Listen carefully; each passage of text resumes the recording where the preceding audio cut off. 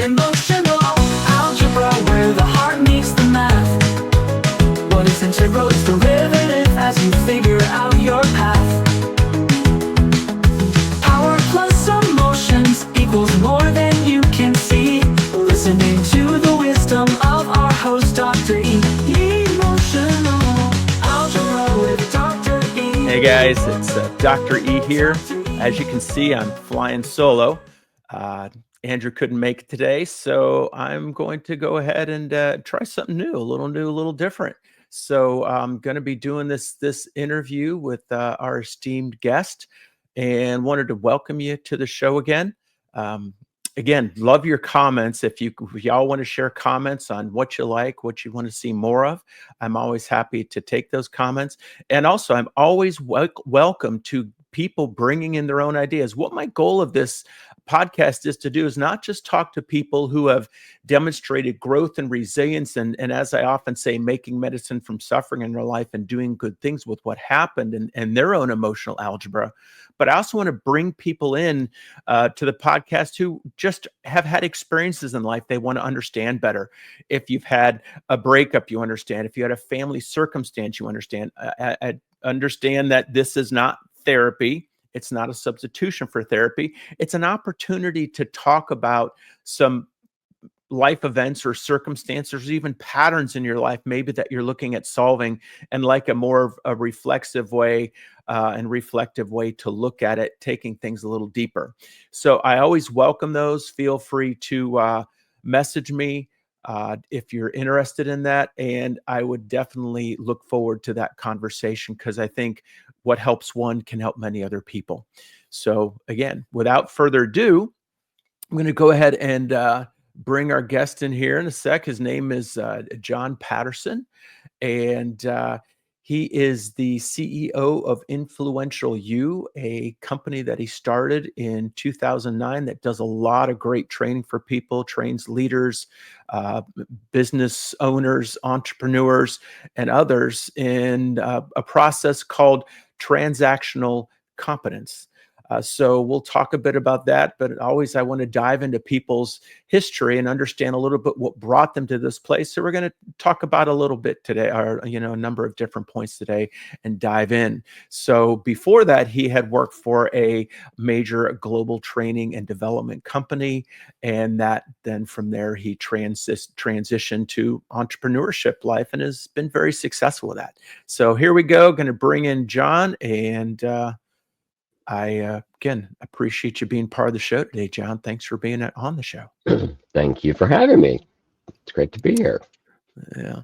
So tell me, we're just kind of dive in. Tell me a little bit about what you're doing right now at Influential You, and then we'll kind of back up a little bit, but just to kind of get an overview of where things are at. I understand you had a big conference. I think it was 15 years or right. Remember that? Right. We celebrated our 15-year anniversary. Mm-hmm. Yeah. Well, my business partner and I started the company Influential You in 2009, and we launched a program that was designed to help people, mostly who were entrepreneurs, executives, who found that life was a bit unbalanced, also found out that they were a little tired of, and I'll say this, I may have to explain this, but some people I know, many people I knew at the time, were a bit tired of the promise of the self-help movement that began in the 60s and 70s. In other words, there was a lot of promises made, think and grow rich, and lots of things. And I'm not going to dismiss any of these kinds of things, but we wanted to do something that was a bit more pragmatic, practical, but at the same time grounded in our humanness. So we developed a program called the Fundamentals of Transaction.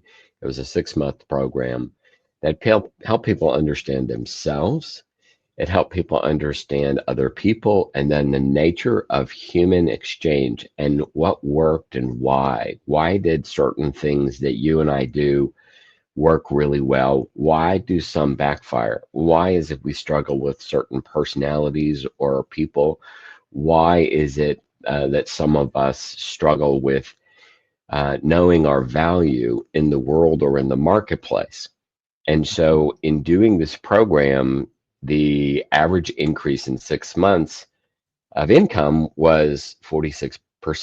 And so people told other people and so on and so on. So it's spread around the world. And we now have this program has evolved into a 4-year curriculum and with people around the world. So the global conference we just had celebrating our 15 years included people from the UK, Australia, New Zealand, the US, Canada. And it's really been a wonderful thing to help thousands of people accomplish some of the goals they've got financially. Because we know, I don't know about you, but I've known so many people that have such a deep heart, such an amazing, empathetic view of life. They're great people. They're just really great people. And they struggle with the market, the financial world, making a living.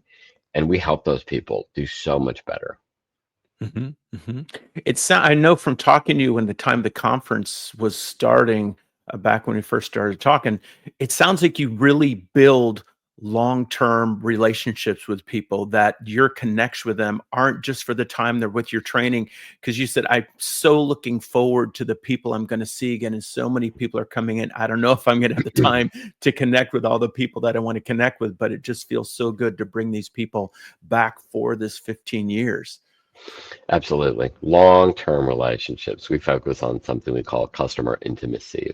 It's where our job is to get to know our customers so well that we can help serve them in a bunch of different ways. So I have clients, for example, where I feel like sometimes I'm the counselor, but for more often than not, I'm helping people resolve certain kinds of challenges that they have in their work environment or their financial life. But I will say this, one of the other things that we love about what we teach is when we begin our programs, we ask people, what are your aims? We use the word aim, not goal. And anyway, so what are your aims in these 15 different areas of life? And so these 15 different areas are things like your health, your career, money, relationships, sociality, the environment, politics. We cover the whole gamut because we want to address people's aims in all those areas, not just money, not just one thing. And far too often we have people that, maybe they do really well in money, but then, their relationship doesn't work, or they don't have time for their family. Or maybe they're great at home, but they can't make a living. So we want to give people balance in so many ways. And you do that with people for a couple of years. And these people not only become clients, but many of them are close personal friends. It's wonderful because I get to travel the world and I'm always invited to stay and, meet my family, meet my friends and so forth. So it's wonderful. And I like what you said about meet your family. It seems like they do become a part of your extended family. It's the same thing, when I still have my connections with the people I've met in Haiti and because I've done so much work there. I don't think you can do work with people and really affect a deep change sometimes without that level of, I love the word you use, intimacy, and I think, I wonder if from your perspective, if you feel like that's what in so many ways is missing in company cultures, business relationships, because people almost feel afraid of that intimacy. They feel afraid to trust and to build really stronger relationships because people might not be at the job. We feel they may be trying just to take advantage of our situation, our status, our position, our company, things like that. So how do you view intimacy and either an erosion and or development of intimacy in today's world and into the future? Well, I think you're right. I think that there are many concerns for intimacy. We say customer intimacy because it's an intimacy with my customer, with my client, with my colleagues.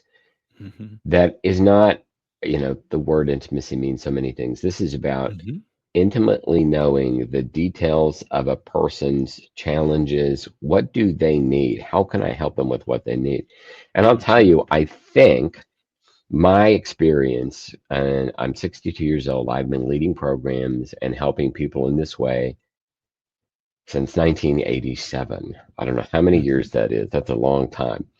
Yeah, So one of going on the almost big, 40 years, 38 yeah, years. one of the Yeah. big challenges that I remember early on, and I'm sure you face this too, there's a line that we as solution providers cross for ourselves, and it's that moment where I commit myself to caring for this person. Mhm. I could Mhm. do it superficially, go through the motions. Here's our program, sign up for our program, never say another thing, never. But there's a moment where I know if I commit myself to this person's life and commit myself to this person, the challenges and the solutions and so forth. If I commit myself to that person's life turning out, Mhm. I go to bat for them, and they know it. They Mhm. know it, and it's not the same as pretending that or feigning that. It's a very real look. I'm Yeah. here in the trenches with you, and together we'll get through this. So Yeah. that's a kind of intimacy I know that I have to cross my own barrier. And of course, there are people I won't do that with for whatever Mhm. reason. I don't feel safe. I don't feel comfortable. I'm not sure I'm up for that challenge. But for the most part, I'm all in. Well, I think that the thing that you're taking in discriminating that difference, there's that between, I think you call it business intimacy. Is that what you called it? Customer intimacy. Customer intimacy. I talked about an episode called The Specificity of Love. And in that episode, I talk about all the different ways that we view that word love in our culture. And I think can be a lot of discomfort to talking about that word intimacy because we connect it to more it, what I call eros-based relationships. So if we go to Greek had three words: agape, eros, and philos for different types of love. Sanskrit Mm, had 96 different words for different types of love. But eros is more that romantic type of love. Agape is that general love that we say creator has for us, and we have an admiration for people, a connection to people. And then philos is more that brotherly type of love. So I think what hmm you're looking at is that concept of more a philos-based intimacy. And I think we want to look at that because of how people don't understand what that word love is. It sounds like everybody you build these relationships, you have a philos and agape type of love for that.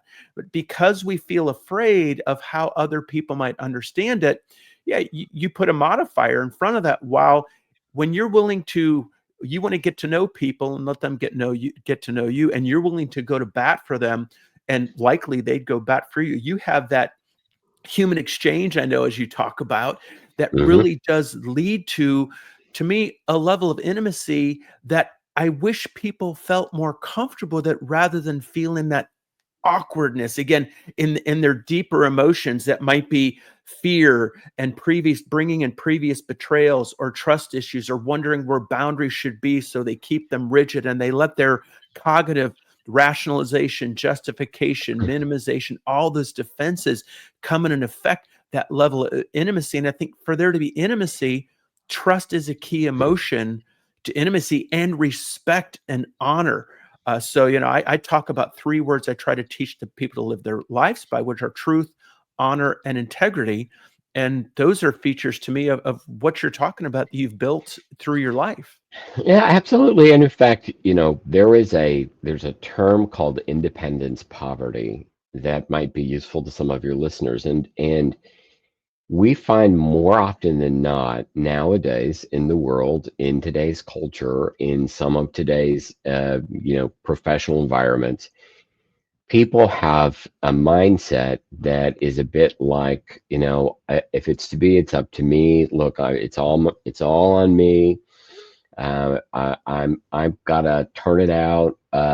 If you know, nobody can do it. If nobody, I got to do it because nobody else can do it like me. There's all kinds of ways that you and I are independent, and so Mhm. when we look at human exchange, one of the things that we'll often ask people is something like this. Did you make your own clothes? Are the lights that are on, did you manufacture this electricity? And mostly what we can do very quickly is demonstrate that you live your life in a dance with tens of thousands of people, many of whom you'll never meet. Mhm. But then the opportunity for you to take, you know, stock, take inventory of the degree to which you try to go it alone. And then we redefine autonomy to mean having a surplus of help. So if I don't have lots of help around me, and by the way, I am surrounded by people from around the world that would do so many things to help me.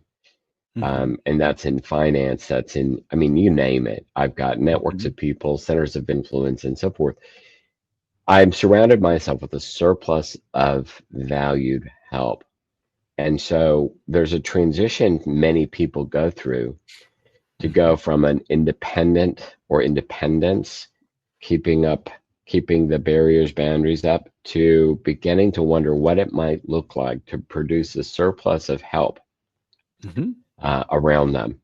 And when people cross that threshold, life gets so much easier because I don't have to make everything myself. I don't have to do it all myself. In fact, there's a video called "How to Make a $1,500 Sandwich in 6 months" that I invite you Mhm. to go find, and it's a guy who wanted to demonstrate what it would take to produce an entire sandwich from scratch. It cost him $1,500 to do it, and it Uh-huh. took 6 months.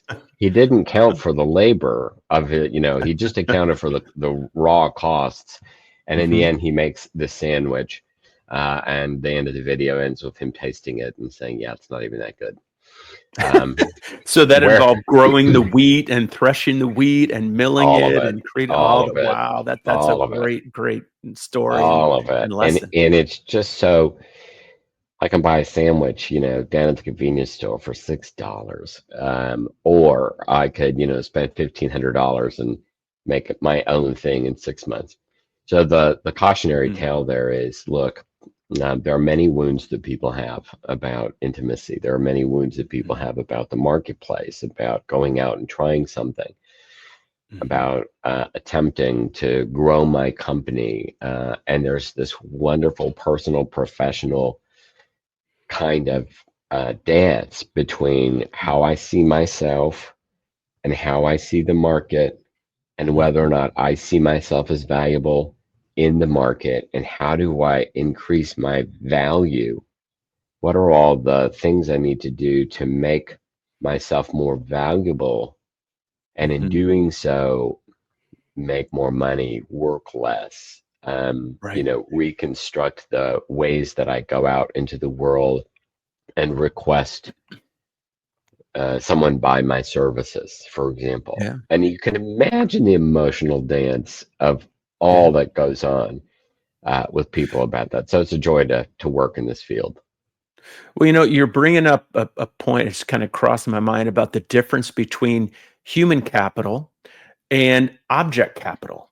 And I Mm, think I think as we look at kind of where our culture's going in many ways, we've become more object capital related, whether it's our finances, our houses, our toys, our cars, and the way we treat people ends up being more transactionally object based versus transactionally human based. And even as we go up the corporate ladder, I think a lot of corporations get lost because they're looking at the bottom line, the dollars they're making to affect their stock prices, affect their bonuses, and then they lose the individuals, not only in their customer interactions that sometimes salespeople get in, but also within the relationships. My wife worked for a company, a training company has been, bought over the years, but they talked about the concept of, it was EHAC. And it says everyone has a customer.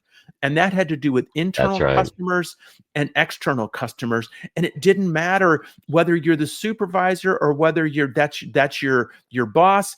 It didn't matter. It was more about making sure that we treated people. And I love the other term they had was a PMCE, or positive, memorable customer experience. That Mm, when everybody's your customer, you're looking to create these positive, memorable customer experiences. And you are absolutely right. To me, when you treat people well, you reap the rewards of those issues. Now, if our only focus is about crazy wealth, then yeah, maybe we want to look at where's our relationship with. Are we more into human capital or object capital? And Mm. those are things that I feel like you've really addressed the spectrum. So, and beyond that, when I talk about integrity with people, what I do is I have these blocks and I say, when our life is integrity, we can stack all these blocks up one on top of the other in a place of alignment. And the core center of the center of gravity of that block is our values. And that's important, is do we have a center of gravity? So when you're talking about, people might make a lot of money, their marriage doesn't work very well, or they don't have time with their kids, or they don't make money, but they kill it in their human relationships, and they wonder why they're not doing well. And to me, that's because their level of integrity in different ways and beliefs, maybe they feel shame, and you probably find this, shame or guilt or embarrassment about making a lot of money. Maybe they feel like they're selling people out. So, and maybe the people who don't have integrity but make a lot of money, they don't have integrity in other areas, are because of where their alignment is in this, like I said, talked about this object capital idea. Well, I love this because so much of what we address is I'm gonna use the word transaction. So the word transaction is so misunderstood. Oh my gosh. Mhm. Absolutely. It's a word that sometimes is related to as opportunistic, cold, callous, a whole bunch of stuff. Transaction, the word actually means across action. That's all it Mhm. means. Mhm. And there are different ways to relate to this word. Now, one of the things that many people don't deal with in human exchange is both parties. Both parties. Now, on one hand, what most people don't deal with is, I have a customer. How do I care for them? How do I treat them? How do I, solve their needs? But also, on Mhm. the other hand, is how do I take care of me in this Mhm. exchange? And Mhm. so many people who are not making money aren't taking care of themselves Mhm. in the transaction, in the exchange. They're giving away too much. They're saying yes too much. So many of their experiences of value and worth are tied up in whether or not they experience it, other people accept and value them. And so Mhm. to do a reorientation of how people are valued requires a way to think about it that is rather uncommon. So, an example of this might look like someone who doesn't know how to say no. We'll take that. Someone who doesn't know how to say no. In the early part of our programs, we talk about the importance of saying no, and that our authority is built more on what we say no to than what we say yes to. So if I Mhm. say no to, by the way, I don't work past 5 o'clock in the evening. I don't work past noon on Fridays. I don't work weekends. If anybody ever tries to reach me or call me, I do not answer. I don't pick up the phone. I don't answer texts. And I Mhm. very quickly trained people that I respect my time. Mhm. And because I respect my time, they start to respect my time. So there's a quote we have, which is, respect your own offer or no one else will. Respect your own Mhm. time or no one else will. Or respect your own prices or no one else will. And so forth Mhm. and so on. And learning to say, I decline. No, that doesn't work for me. No, I can't do that for that price, but I could do it at this price. It starts with saying no. And it's Mhm. an odd thing to think that it starts with saying no, but it's the first place that a person claims their worth, their value, their time, their prices, what they should be paid, and so forth.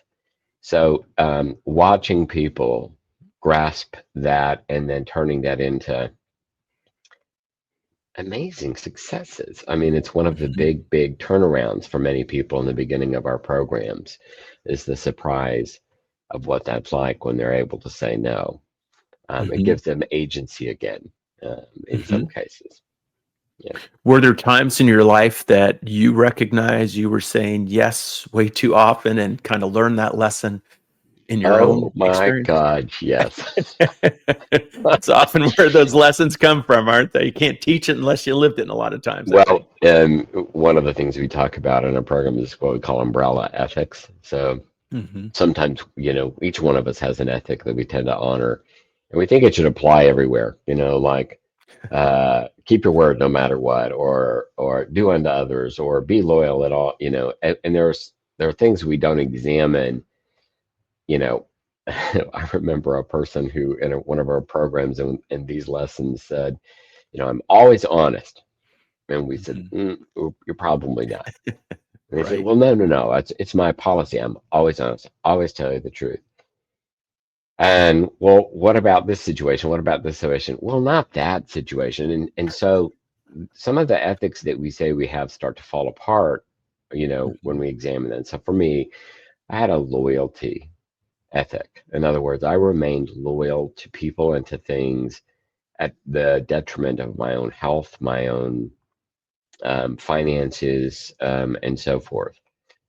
And in fact, I'm on a podcast somewhere for it's called "Loyalty Shouldn't Kill You," and it almost did, right? Hmm. So there's a kind of recognition of the patterns that you and I have for things that keep us right where we are, and so we examine our in our programs we examine our aims in different conditions of life. We examine our ethics in different conditions of life.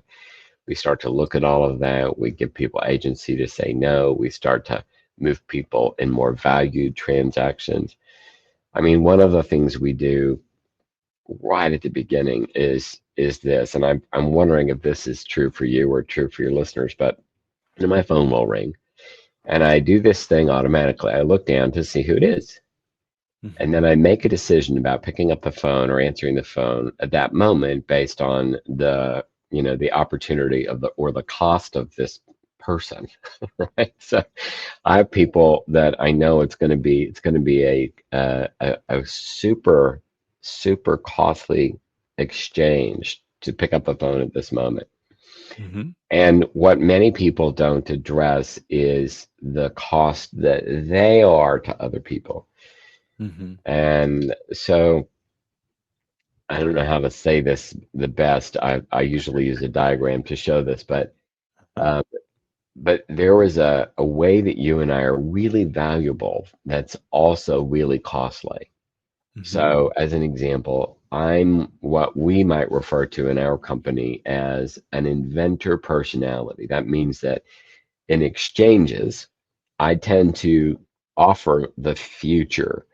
I go, look at this amazing future. This will be so wonderful. And so that's my value in exchanges.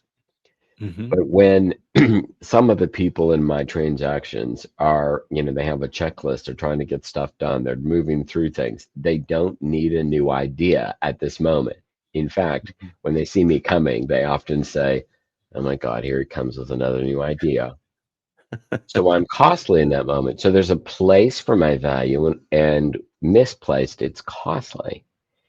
Hmm. So it's this wonderful thing to be able to demonstrate to people where they're valued in transaction and where they're costly. And so there's this opportunity to go, let's raise your value and let's lower your cost everywhere. Hmm. And that's all people that a little attention to that, and suddenly their money goes much, much better. Suddenly they're making a lot more. They're being compensated. They're getting noticed at work. Um, Hmm. so it's an Excellent. amazing thing to teach. Yeah. Yeah, no, and just looking at those pieces. So I had a question about transactional competence. Is there any tying back to transactional analysis? Because you talked about the self-help movement that started in the 60s.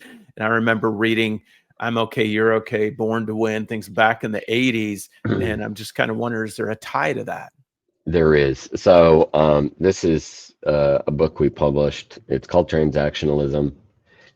It's the history of it, Hmm. because historically it looks at the relationship to action over time. Hmm. So there was something called self-action, which is I feel like I'm an overlord of my universe and I can will things to be. Or there's Hmm. interaction, which is the kind of action that's more like billiard balls bumping into one another, a kind of force, or I'm gonna make my kids do this.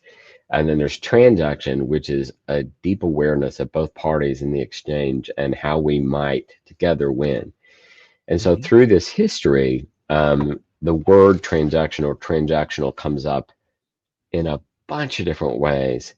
Transactional analysis was a major shift in the psychology, because it allowed an acknowledgement of the larger spectrum of influences on a human being. Yeah. And it was one of the first times we started to go, well, wait a second, we can't separate the fish from the water. We have to look at the water too. The health of the water is what I would treat if I want to treat a fish. I don't just treat the fish. I got to treat the water. Right. And so a lot of what we do focuses on the environment that you must address in this human environment exchange, and the degree to which our environment, we cannot escape it. We just cannot. So we better make sure that it supports the aims that we have. But it does have some foundations in that as well. Well, just for listeners, this is not something we had set up where he was going to bring out his foundational book on, that tied to transaction analysis. So either you're always prepared or reading or just had it there, but I've got many books up here. I've got a book that people ought to read about customer intimacy. I've got, I've got many right in front of things your up bookshelf. here. Yeah, I have a little bookshelf with most of, some of the books I use all the time up here. Gotcha. And that those books actually shaped that, because I was reading those books actually before I even was a psychology major, because I wanted to figure out some things. But when I talk about self-development and all the different parts and pieces that we are, because it talks about parent, adult, child reactions and interactions and transactions and where they're going, that affects the outcome of that transaction.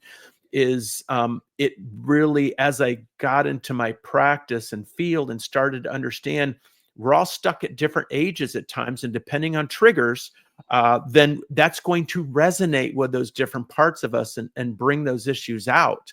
And I think that's really important to understand as somebody who's working on, whether you're a cost, like you said, or whether you're bringing in value. That's really important, to be perceptive to what could be triggers. Is I always want to make sure listeners are in a place where they're more open to hearing the discussion, and that we're not saying things that could trigger them, while I also want to have those things we might talk about that might feel challenging, so that we're pushing them a little further. Being aware of that balance is somewhat difficult. And no, we can't take care of everyone in this transaction that you and I are having, and the transaction that we're having with our listeners, and the transaction we'll have with people who might listen to this in 5, 10, 20 years, maybe. Right. We can make sure, though, that how we're communicating, we're aware of the level of respect that we're approaching this discussion with. We're aware of the level of respect of not saying things that are going to purposely try to demean or disrespect others, or try to get, to me, that whole thing about just wanting to get eyes on. So I say things that are shocking, the shock and awe things. So, and that's the thing that I feel that, again, just hearing you talk, you treat people with great care. You treat people and understand that this isn't something I'm doing in this moment. This is something that I'm doing to build the foundation and then the relationship on top of that. And that's what it sounds like at Influential You, that you're teaching people to do, again, to build that integrity within your relationship, and help them to build integrity and see the value of integrity in their life. There's a kind of, in the beginning of our programs, we introduced the notion that over the course of history, many people have begun to bifurcate certain things. A simple example of what I mean, or there's a dualism, and it looks like this. We'll often talk about our head and our heart as if they're two separate things.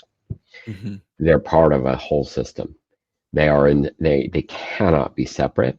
They are inseparable. So our heart and our head, we could talk about it in, a kind of contextual focus for whatever reason, but it's important to understand that our heart and our head are two of the same thing.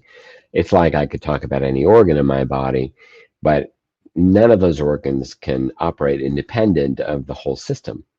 And so there's a system that needs to be understood and acknowledged, just like as you talked about in transactional therapy or transactional analysis, there's a world, there's a system to acknowledge. And beginning to have people understand the larger system or the larger world is one of the ways that most people start to understand the true nature of a human exchange. Mm-hmm. That you're, so let's just take, we sometimes hear this, I'm not valued in my company, Mm-hmm. right? Good. First of all, how do you know? What's your litmus for that? What are people saying? What are you saying? Why would you say this to be true? And then they'll say whatever they say, and they start to wonder whether or not the statement is true or not. And then we'll talk about, well, do you want to be more valued in this place, or would you rather not work there? And it's like, no, I like the place. I want to work there. Great. So then we have to start to have them consider the exchange from the point of view of the company. Mm-hmm. In other words, there's a common entitlement or naivete that I should be valued. Mm-hmm.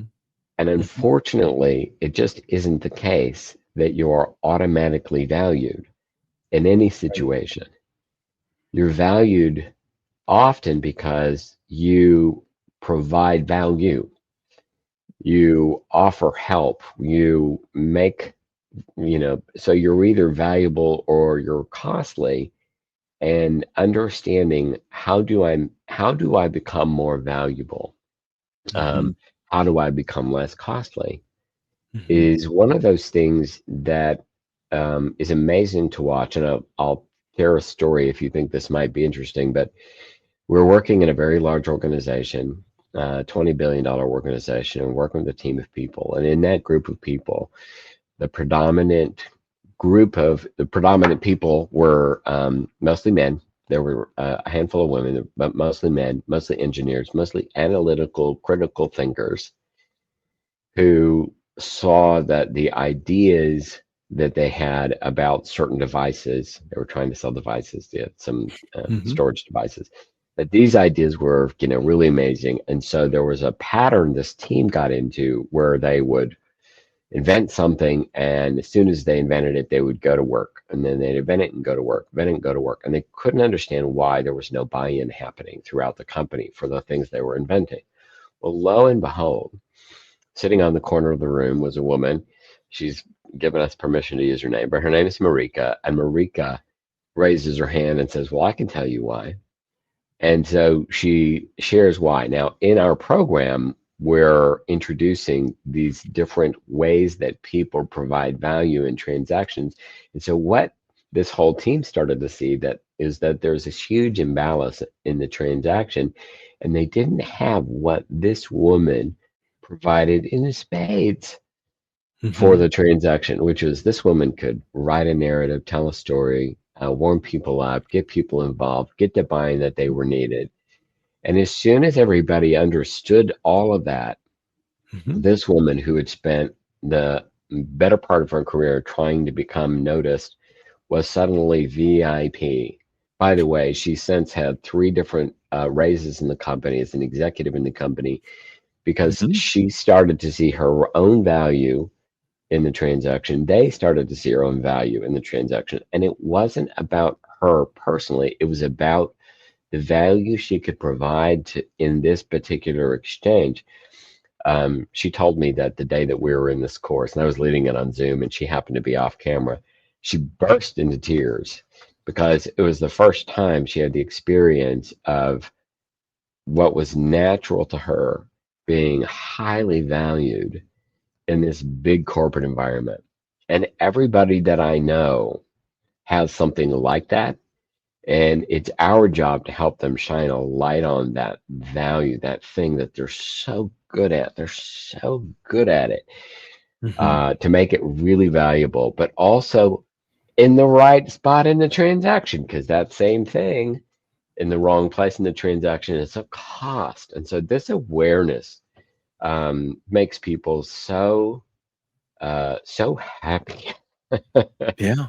And Yeah. it really moves me, because it's an amazing thing to watch somebody go from I'm not noticed, I'm not making money, to I had 3 raises, and I'm people are now noticing me in droves. So And I think sometimes in that, I want to bring attention to one thing, but I also want to pivot because what you mentioned to me has to do with an event that happened in your life that, while it was a cost to me, became a value, and we'll get to that in a sec. yeah.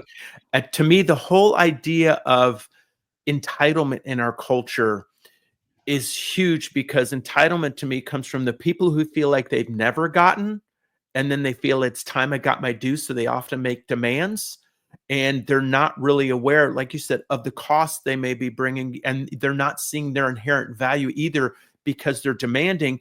And then there are those who feel like they've always gotten, and they don't know what to do when they don't get it, and then they continue to demand value where there potentially really isn't any, because of what their expectations are, because of what they're used to in the past.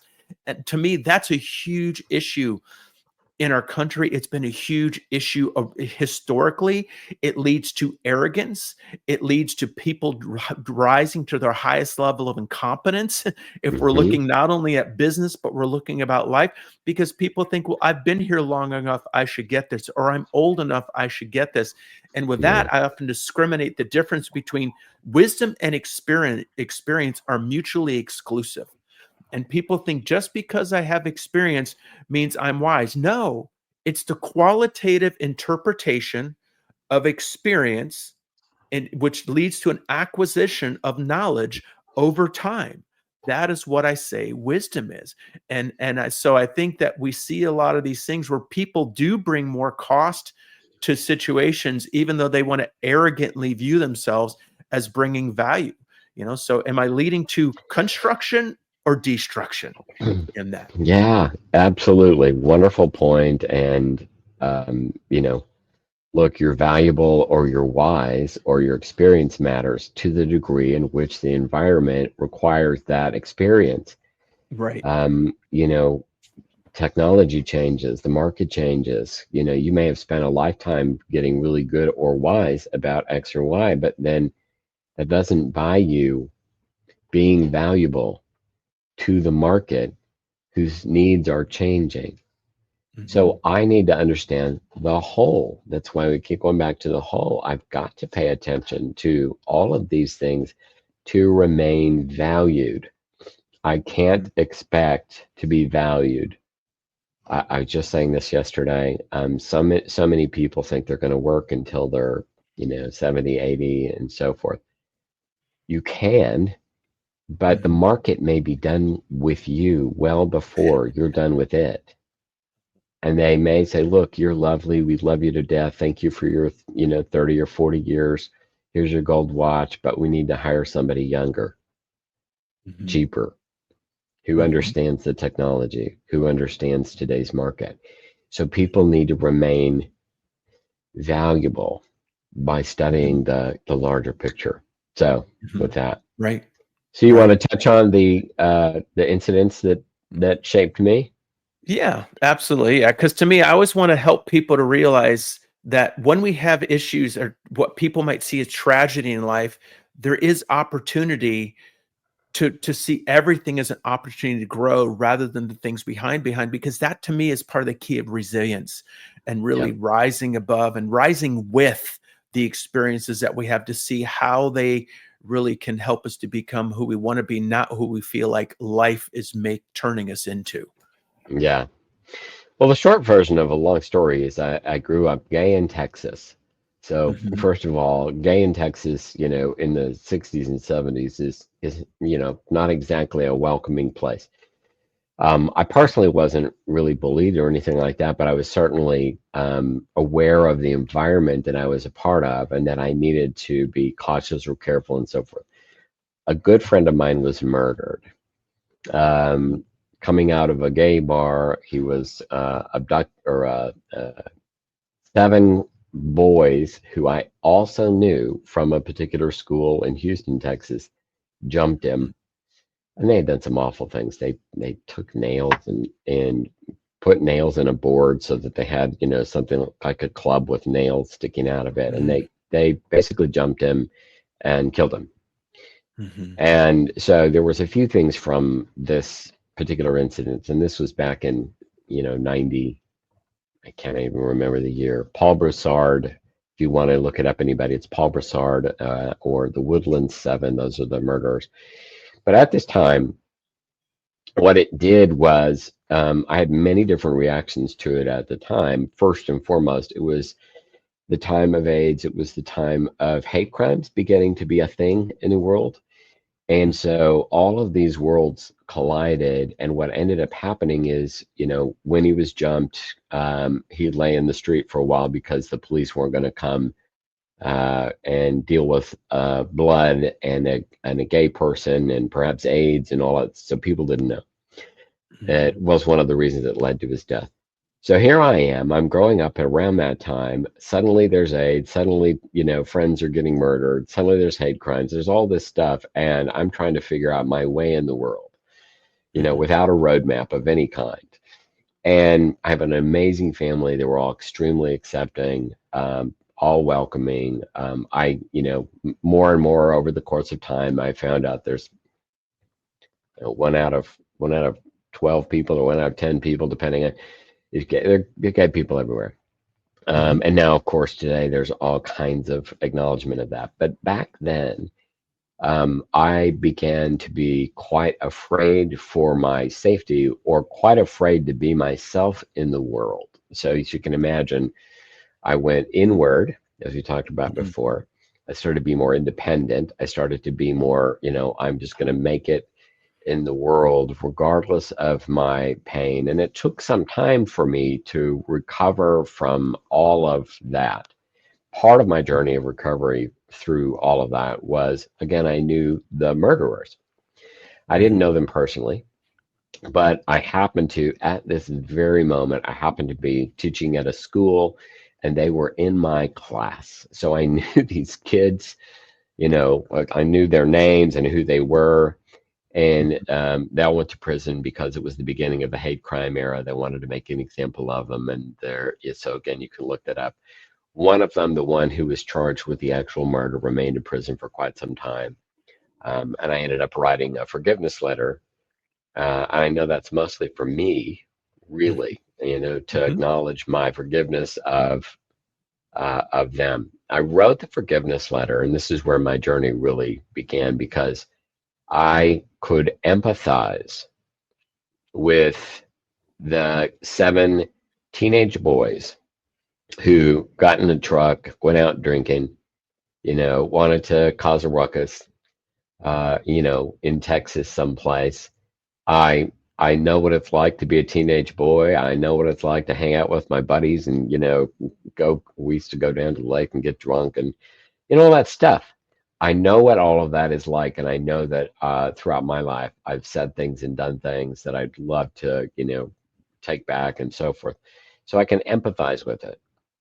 And I started this lesson in empathy started me down a path of being able to see life from another person's point of view. So, for example, as I've been sitting here, I haven't asked you about your own journey. I've wondered about it as I've been sitting here. I understand what you do a little bit, but I could do a deep dive into what's Dr. E all about? Why does he care so much about this? I love this, this emotional alchemy thing. Where did he come up with that? So all of these things are now what I naturally think when I see another person. What's that person's life about? Who are they? What matters to them? And a person's life is so valid their Mm-hmm. choices, how they live it, what they believe, how they worship, their politics, Mm-hmm. all of it. It's all valid. It's a valid way to live a life and experience a life. And often we're way too quick to judge. And so I found that there was something about human beings needing to have a deep understanding of one another and how we could better get along. Mm-hmm. And so Mm-hmm. human exchange is my solution to that problem.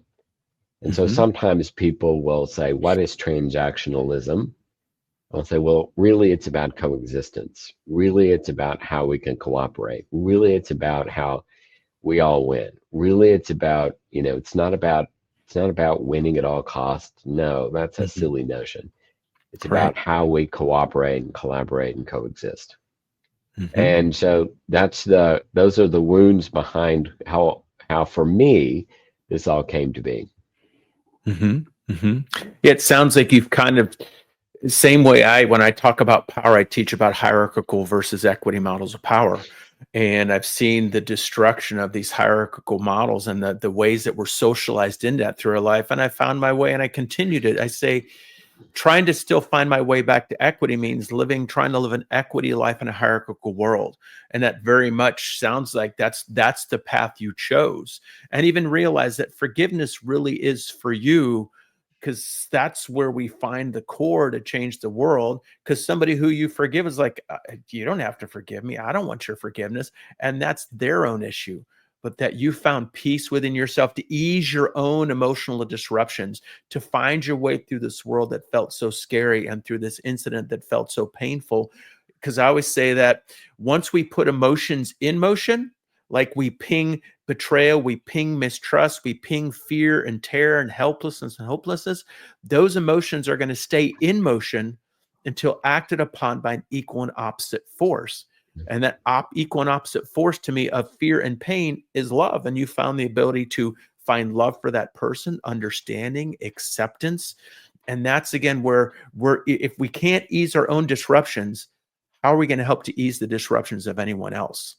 Yeah. And I feel like we're kind of brothers on that same journey, and speaking the same message in using different terms, which a lot of people understand a lot of different languages, and it's important to speak their language to them, not just our own, and then bring them to a different language. And so I really salute what you've done with your life and what you're doing with your life. And again, I really applaud all that you're doing and the people you've connected with. Thanks so much. Yeah, I really Yeah. appreciate it. Well, I appreciate the discussion today, and for your time.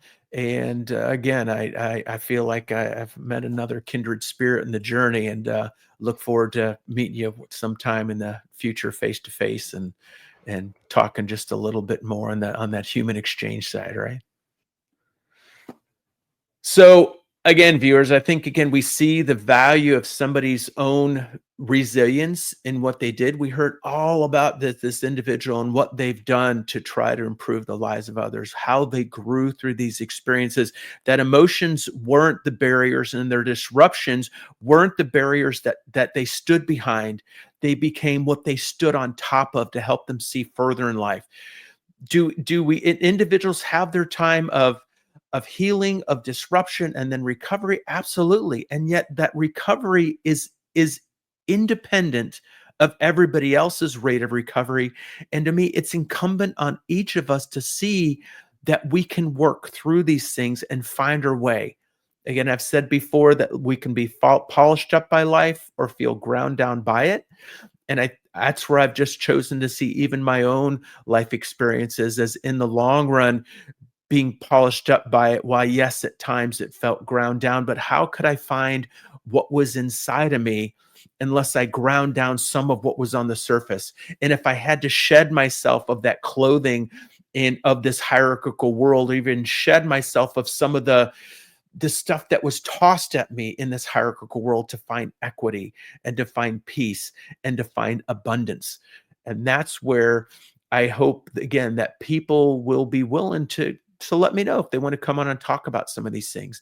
And again, we've seen Chad Foster, who turned his blindness and into an opportunity, who does jujitsu and skis and does these amazing, all of his keynotes and talks that he does to help people to learn about resilience. And here we have John, who's done these great things with looking at transactional competence and human exchange and all those concepts that he's bringing to help people really maximize where they're at in their life and what they're doing with it, to bring not just for them and to them, but to bring value to them so they can share value with others. Whereas before, they were giving value away potentially if they couldn't say no. So creating healthy boundaries and seeing healthy boundaries between you and other people. So again, appreciate you listening. I'll look forward to seeing you next time. So until next time. Host Dr. E.